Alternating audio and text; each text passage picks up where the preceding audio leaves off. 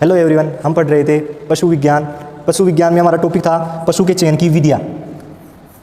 पशु के चयन की विधियाँ।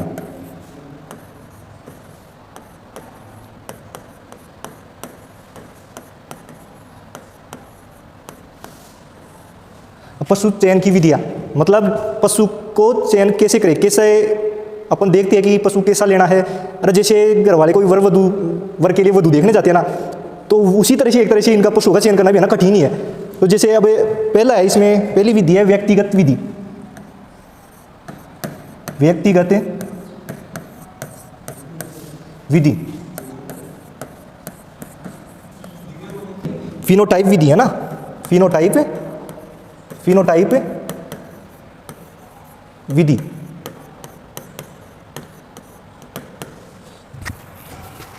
या फिर इसको कहते हैं पशु दृश्य चयन विधि। पशु दृश्य चयन विधि। अब इसमें क्या है, जैसे पशु के गुणात्मक और मात्रात्मक जो लक्षण है ना, उनको देखा जाता है कि पशु कैसा है, उसका पूरा डीन डोल देखा जाता है। जैसे अरे कोई भी जैसे वधू देखने के लिए जाती है तो उसको देखते हैं ना कि कैसे है क्या है, पूरा देखना पड़ता है ना। तो उसी तरह से है ना पशु का भी ऐसे चयन हो जाता है। और फिर बाद में दूसरी है वंशावली चयन विधि। वंशावली चयन विधि।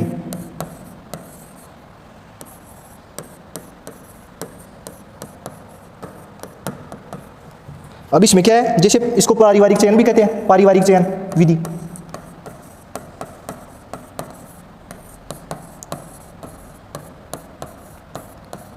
अब इसमें क्या है, जैसे पशु का जो पहले की पीढ़ी है ना, उसके हिसाब से देखते हैं कि उसका मतलब दूध कितना था, उस हिसाब से जैसे उसके मतलब शरीर क्षमता सारी मतलब उसके हिसाब से देखते हैं। तो ये हो गई पारिवारिक चयन विधि। जैसे देखते हैं ना कि घर वाले कैसे यार वैसे यार, मतलब कुछ भी उसी तरह से हो गया, जैसे पशु की चयन की विधि हो गई। और एक है प्रदर्शनी चयन वृत्त विधि है ना, प्रदर्शनी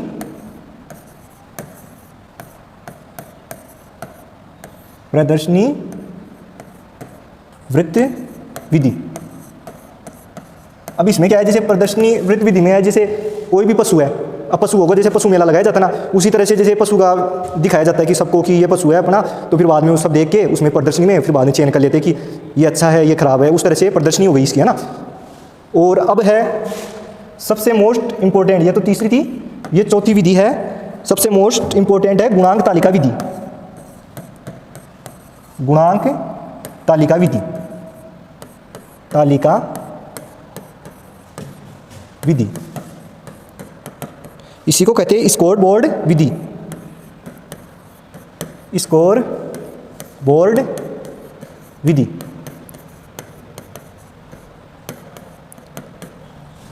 अब इसमें पशु के जो अंग होते हैं ना, उनको अलग अलग नंबर दिए गए हैं, उस हिसाब से इसका चयन करते हैं। अब उसमें है जैसे सामान्य स्वरूप, फर्स्ट तो सामान्य स्वरूप। फिर है दूसरा डेयरी गुण। डेयरी गुण। फिर है तीसरा दुग्धांग।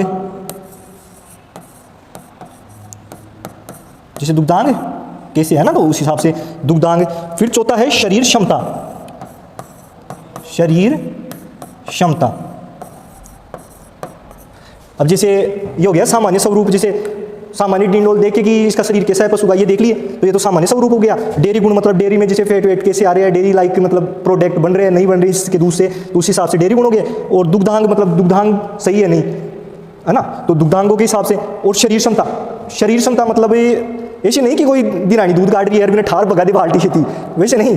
इसमें है कि जैसे शरीर क्षमता की कितनी कैपेसिटी है इसका, कोई भी वजन उठाने में, या फिर जैसे पशु है ना किस हिसाब से स्थिर तरीके से ठीक रह सके, मतलब इस हिसाब से शरीर क्षमता के हिसाब से। तो इसके सामान्य स्वरूप के नंबर होते हैं, सामान्य स्वरूप के होते हैं 30 नंबर। फिर डेयरी गुण के होते हैं 20 नंबर। दुग्धांगों के होते हैं 30 नंबर। और फिर शरीर क्षमता के होते हैं 20 नंबर। तो इस प्रकार से इसको नंबर दिए जाते हैं। अब इनमें से जैसे पशु के 50 तक आते हैं ना, 50 तक नंबर 0 से, तो वो कैसा होता है, सामान्य। सामान्य पशु होता है ना। और फिर जैसे 50 से 75 के बीच में, 50 से 75 के बीच में आया तो फिर ये होगा मध्यम, है ना, मध्यम, है ना, मध्यम पशु होता है ना।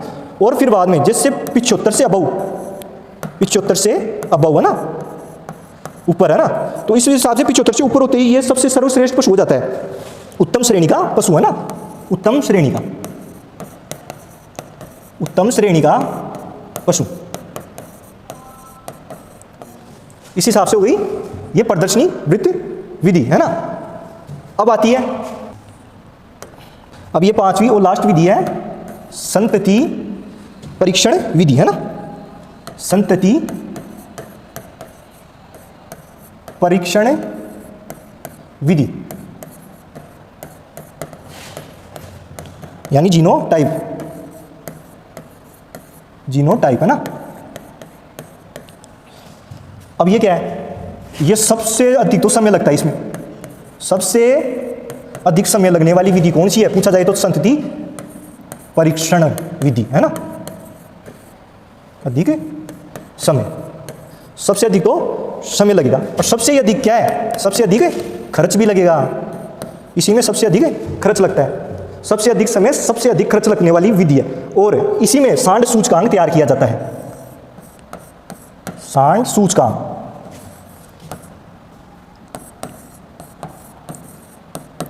तो कोई पूछे कि सांड सूचकांक तैयार करने वाली पशु चयन की विधि कौन सी है, तो इसमें सांड सूचकांक कौन सी विधि में तैयार किया जाता है, संतति परीक्षण विधि में, है ना। तो इस हिसाब से ये पशु चयन की विधि हो गई। अब देखते हैं पशुओं का वर्गीकरण, पशुओं का वर्गीकरण, पशुओं का वर्गीकरण।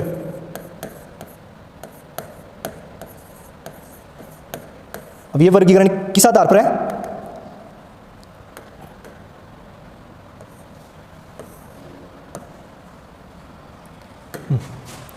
अब देखते हैं पशुओं का वर्गीकरण।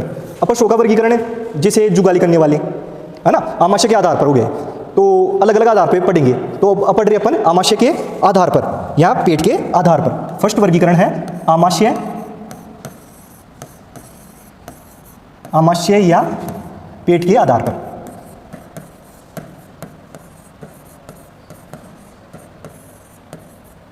तो इसमें फर्स्ट आता है, इसमें फर्स्ट आता है जुगाली करने वाले, जुगाली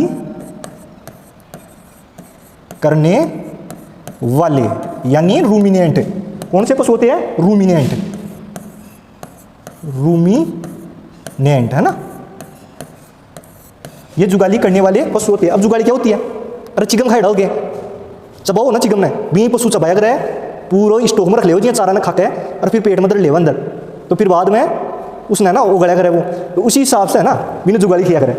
तो जुगाली करने वाले कौन कौन से पशु होते हैं, गाय, भैंस, भेड़,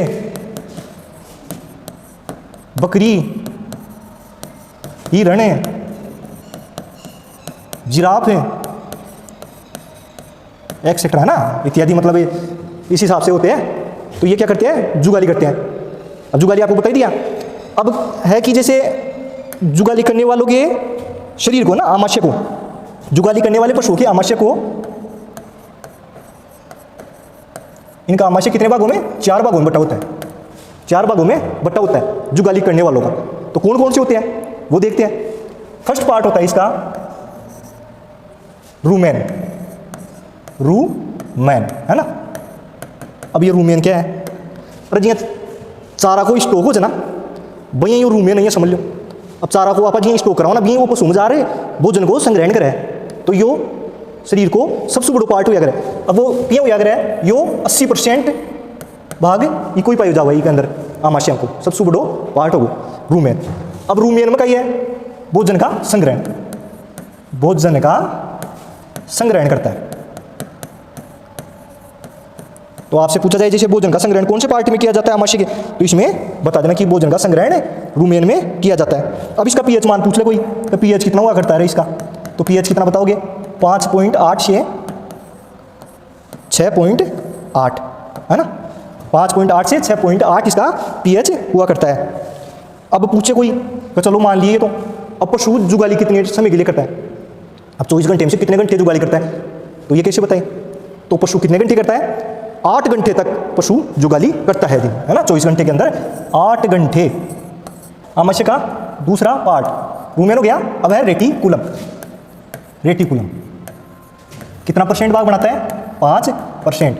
ये कितना परसेंट होता है? 5% इसका हिस्सा होता है रेटिकुलम, है ना। रेटिकुलम 5% भाग बनाता है आमाशय का। अब इसकी आकृति है ना, आकृति मधुमक्खी के छत्ते के समान होती है, यानी हनी कोम्ब, है ना, हनी कोम्ब। हनी कोम्ब के समान आकृति आमाशय के कौन से भाग की होती है? तो कौन सा बताओगे? रेटिकुलम, है ना। और ये क्या काम करता है? कार्य क्या है इसका? ये अनावश्यक पदार्थों को बाहर निकालता है। अनावश्यक पदार्थों को बाहर निकालता है।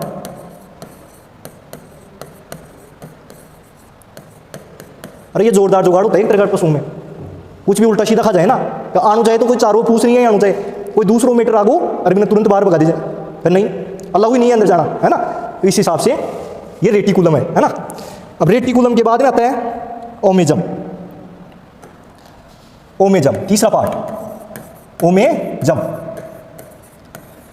अब ये बनाता है अपने 7 से 8% हिस्सा, 7 से 8% भाग ओमेजम का पाया जाता है ना। 7 से 8% भाग बनाता है ओमेजम। अब ओमेजम का कार्य क्या है? जल का अवशोषण करना, है ना। और याद रखना ऊंट और लामा में ओमेजम नहीं पाया जाता, वो भी बताएंगे, लेकिन याद रखना ये ओमेजम क्या है, क्योंकि वो इसलिए वो जल का अवशोषण नहीं करेगा तो वो लंबे समय के लिए बिना जल के रह सकते हैं, है ना। तो ओमेजन में क्या है? जल का अवशोषण करता है। अब ये जल का अवशोषण करता है ना, और ऊंट और लामा में अनुपस्थित होता है। इसका इतना है ना कार्य। अब पढ़ते हैं एबोमेजम।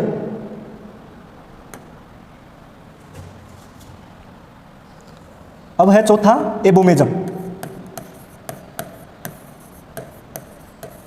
वास्तविक पेट इसको कहते हैं ना, वास्तविक पेट या सत्य पेट। सत्य पेट या वास्तविक पेट या चतुर्थ पेट भी कहते हैं इसको, चतुर्थ पेट, है ना। याद रखना है इसके, ये वास्तविक पेट, सत्य पेट या चतुर्थ पेट भी इसी को कहा जाता है, एबोमेजम को, है ना। अब इसका कार्य पाचन का कार्य, है ना। पाचन करता ही, पाचन में सहायक, है ना। तो पाचक रसों और एंजाइमों का, पाचक रसों और एंजाइमों का श्रावण कौन करता है? यही करता है ना। एंजाइमों का श्रावण, है ना, यही करता है। अब तो ये कितना परसेंट हिस्सा बनाता है आमाशय का? तो इसका भी कितना होता है? 7 से 8%, है ना, 7 से 8%। ये हो गया पूरे चारों के चारों पार्ट हुए, है ना, किसके? आमाशय के, है ना। अब पढ़ते हैं, वो था रूमिनेंट, है ना। अब पढ़ेंगे एरूमिनेंट, है ना। अब दूसरा है जुगाली न करने वाले, है ना, जुगाली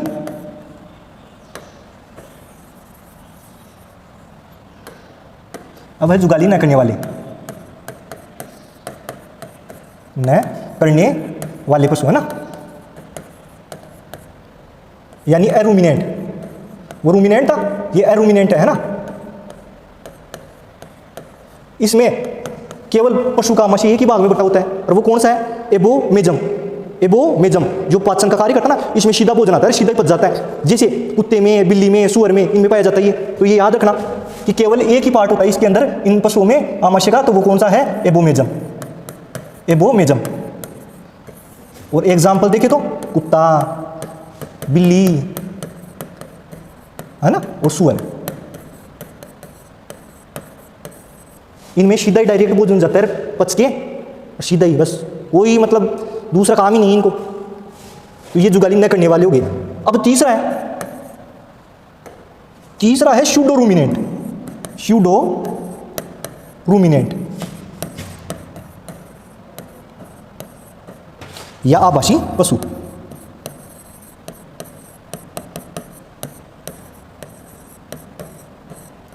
अब इनमें क्या है?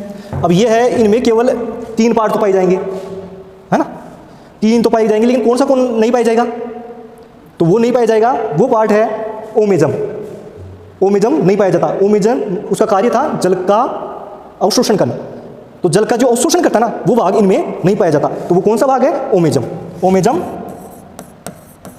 ओमेजम अनुपस्थित होता है, और इसका एग्जाम्पल है ऊंट और लामा।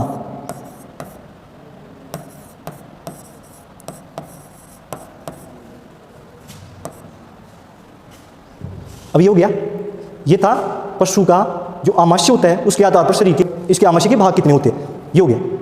अब और बाकी पशु के वर्गीकरण बाद में और पढ़ेंगे कि जैसे किस किस आधार पर वर्गीकृत किया गया है। तो चैनल को सब्सक्राइब करें, लाइक एंड कमेंट और शेयर जरूर करें। धन्यवाद।